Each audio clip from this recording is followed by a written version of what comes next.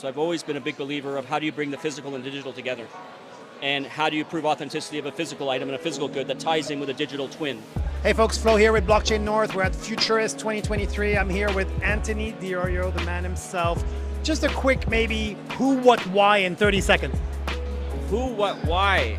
Wow, well the what's to be in service, the why is because it makes me happy, and the how is through problem solving. I love it. And of course, you're Anthony Iorio. People already know this. So as a Canadian who's been in blockchain for a long time, how do you gauge the place Canada has in this space today globally? Today, not so much familiar for me as it was many years ago, and what Canadians did to help build a lot of it. So I'm just heads down building and doing things and not focusing so much about what's happening in particular countries. I don't get out very much to events and things. Which is different than what I used to be. So I had a lot more knowledge and knowing about what's going on back in the day, and think that there's just been great contributions by Canadians in the space. And I think Canada can be considered one of the meccas of a lot of the original work that was done. So as of now, I just haven't been keeping up to date, but you can see how many people are here at the event, and you can see all the number of companies. So I guess it's flourishing, but I just haven't really given it as much attention as I had in the past. Fair enough, but you are here and we're happy that you are. So in your talk, you talked about this concept of win-win-win. I wonder if you could elaborate on that in a sector that is not only fast growing, but increasingly competitive.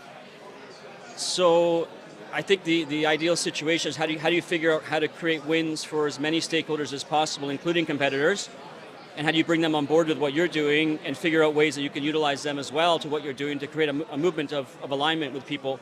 So I think competitors can be just thought of as another stakeholder that if you can figure out how to actually get them on board with what you're doing instead of the friction or the fighting with that, then I think everybody can win. So that's the idea of how do you create as many wins as possible between people to create better alignment and less friction.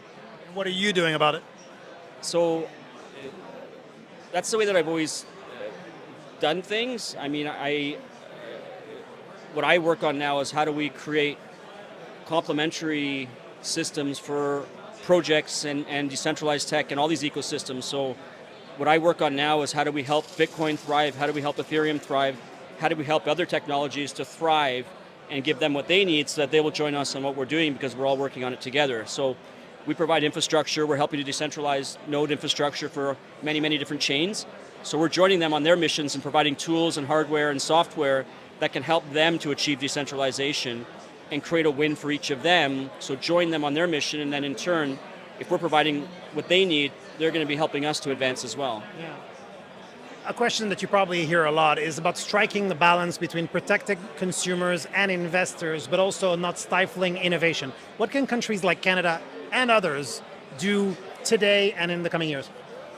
Provide better clarity and knowledge to entrepreneurs and projects that are trying to advance what they're doing locally and not being forced to go elsewhere because they're unsure of how to proceed, or other nations are doing better to welcome them and to provide better ecosystems for them to flourish.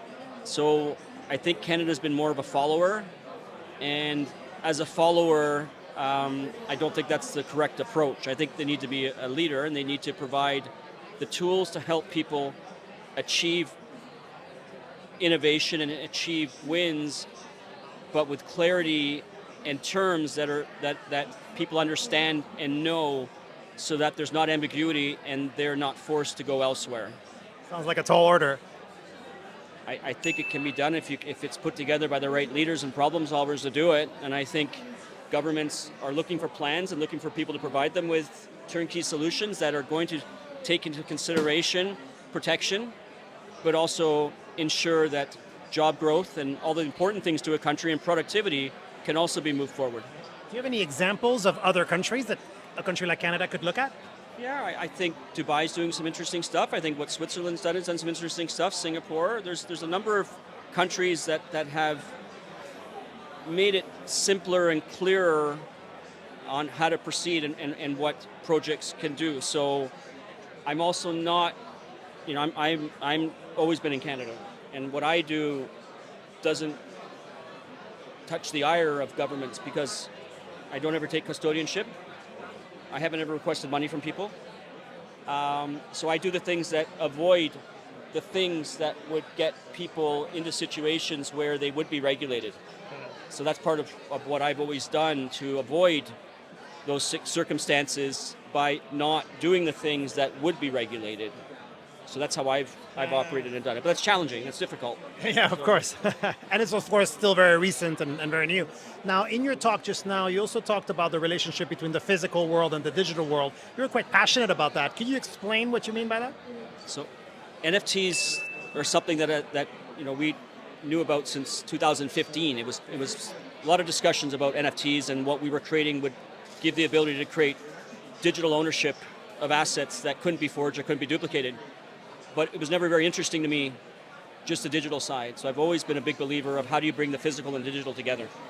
And how do you prove authenticity of a physical item and a physical good that ties in with a digital twin? What we call tokenization, no? It's not just tokenization, but it's also how do you tie that token with a physical product? Okay. That's the key. I meant tokenization of physical assets, like real estate, for example. But it's also then how do you manufacture to tie them in together? So any manufacturing we're doing with physical products now have chips embedded into them, into the manufacturing process, and are programmed by us and can't be forged or duplicated. So by tapping it, it can prove authenticity. So I think the real interest to me is not just digital art, but it's how the physical art can represent the digital and how it comes together to provide fungible, physical items that are not just digital. Because digital is something, especially visual, is something that anybody can see. So art to me is not necessarily that interesting when it's just digital, but if you can create something that actually has a digital token tied to it, right, and is part of it, and you now have a collectible that's something that you can physically own and have, whereas something digital to me, I can take a picture of something and it's just, why do I care if I own it or not? I can take a picture of it. So to me, digital artwork that anybody can see, as soon as someone can see something, to me, I can hang it on my wall. I don't care that I own the rights to that particular digital thing, but it is much more interesting to have something physical that you can say, I have this. And then if that item is also unique, and you can create a series of a physical good, like every physical good we're creating is different. Every book we're creating is different. Every player kit is different for our project. Every puzzle is tailored to the player, to the individual. And every one is chipped with an authenticity chip that can't be forged or duplicated. And hopefully that stays with the digital token with it, so that you own something that's a collectible that is yours and personalized and that you don't want to be giving it away.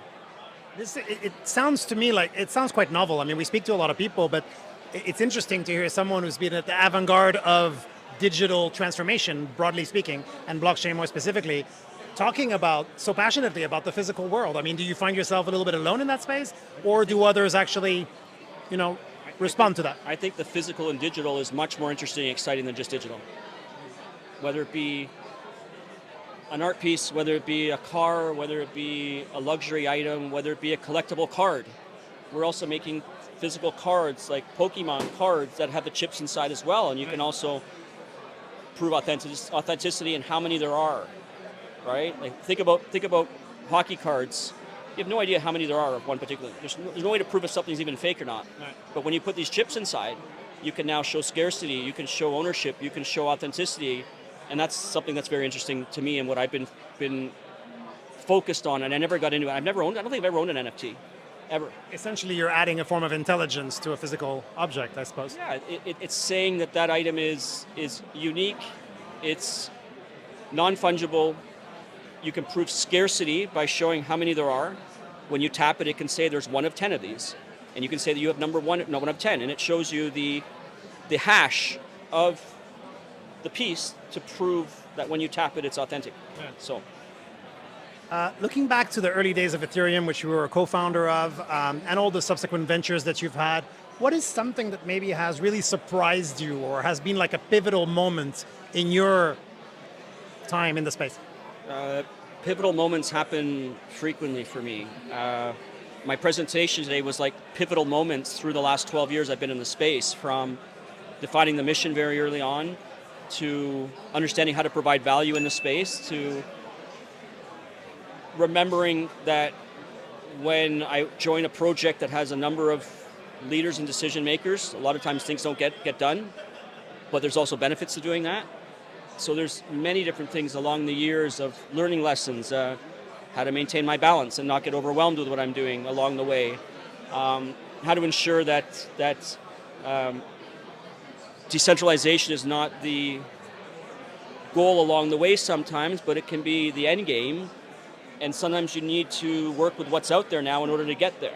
So many different things. Things aren't black and white. There's a lot of gray areas with things. I'm a much more fan of not being black and white, or not being kind of thinking that right and wrong. And I could believe something, but also believe something else. And there's somewhere in the middle sometimes with things. And Nuance, and diplomacy and nuances are very important. And there's paradoxes with everything. And there's just rigidity is sometimes something that I try to stray away from. I love it, absolutely. I think nuance is one of the things that we miss the most in the world right now, so couldn't agree more. And the tribalism and staying away from that.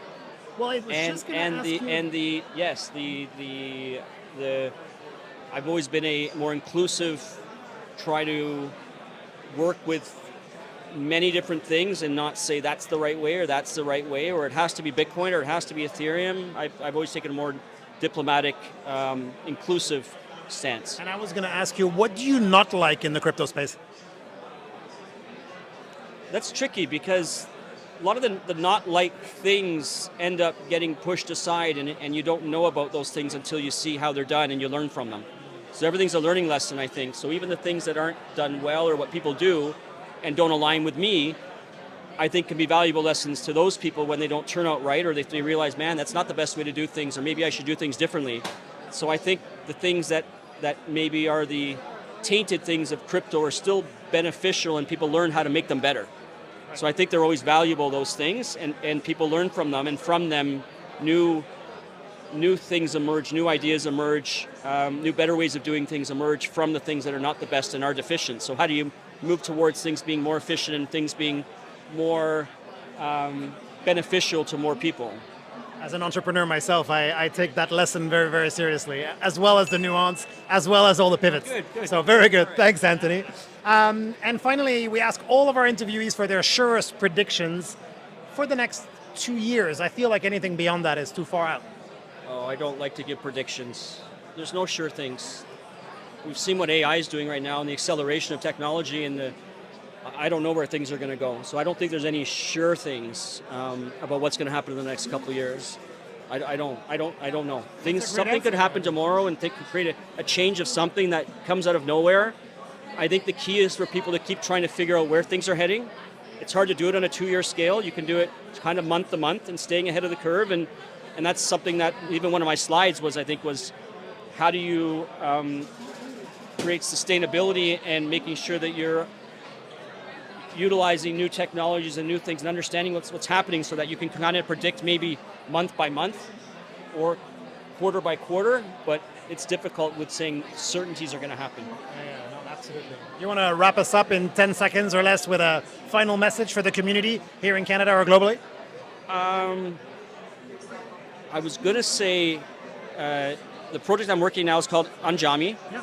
It means let's all go together. It's like Andiamo in Italian, but with an I for plurality. So I created that word as meaning let's do this, let's move forward, but let's all do it together. Yeah. Our goal is to help decentralize great technologies like Bitcoin and Ethereum by reducing reliance on cloud infrastructure providers and putting in the hands of individuals computers where they can be in control of their own money, communication, and identity, and not be giving out all their information to third parties. We're making it simple to run nodes and give people tools that they need to be empowered. And that's been the mission for years. How do we empower people with the tools to be in control of their digital lives? That's been the mission for 12 years. And now our hardware and computers are going to be coming out for individuals and enterprise to give them more power and remove the need for trusted intermediaries along the way. Fantastic. I was going to ask you about data, so you answered a question I had in my mind, but was going to skip today. So. Thank you very much, Anthony. It's a real pleasure. Thank you. Thanks for having me. Take care.